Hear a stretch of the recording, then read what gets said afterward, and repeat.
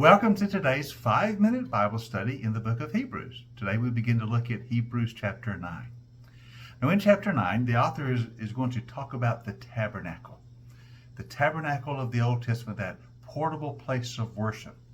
Now, he's already told us in chapter 8 that when Moses received instructions on Mount Sinai for the building of the tabernacle, he was following a pattern from heaven.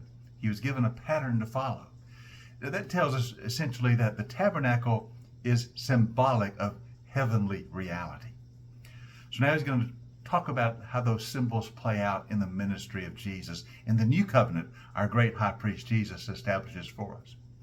So he's going to talk about the tabernacle and then what it tells us about the ministry of Jesus. So he starts off sort of just describing the tabernacle. So let's start reading verse 1.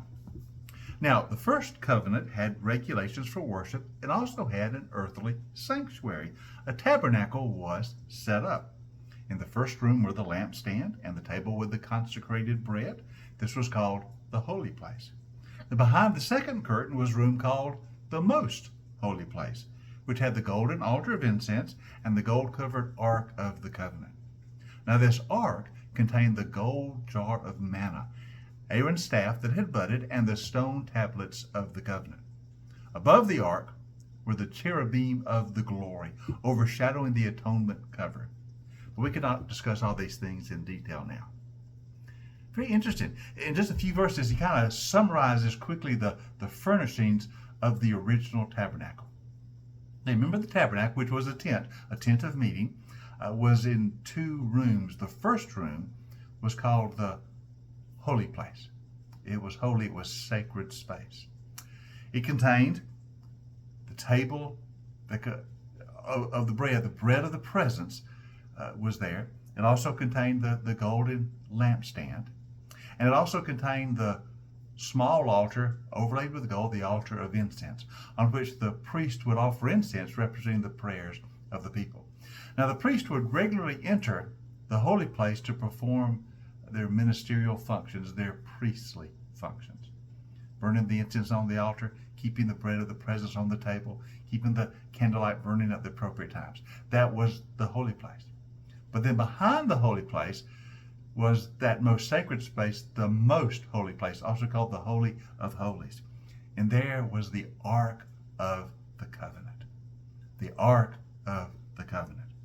Now, inside the Ark, there were a few items that were stored. There was a golden jar of manna that represented how God fed the people in the wilderness wanderings. There was Aaron's staff that had budded as a sign that Aaron was chosen as the first high priest. And there were the stone tablets of the covenant. Remember, these were the tablets that God had inscribed the 10 Commandments on and given them to Moses as symbols of the covenant between God and his people. And so these tablets containing the 10 Commandments were stored inside the Ark of the Covenant. Now on top of the Ark was a lid, and it was called the atonement cover or the mercy seat. And notice it says on the lid, or on the cover, were the cherubim of the glory. Now the cherubim were angelic figures. They were angelic throne guardians. They lived in the presence of God. And images of the cherubim were carved into the atonement cover to represent that God's presence was here.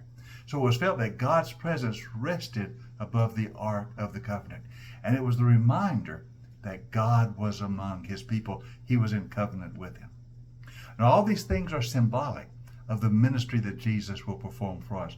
Remember, it says they are a copy of a heavenly reality.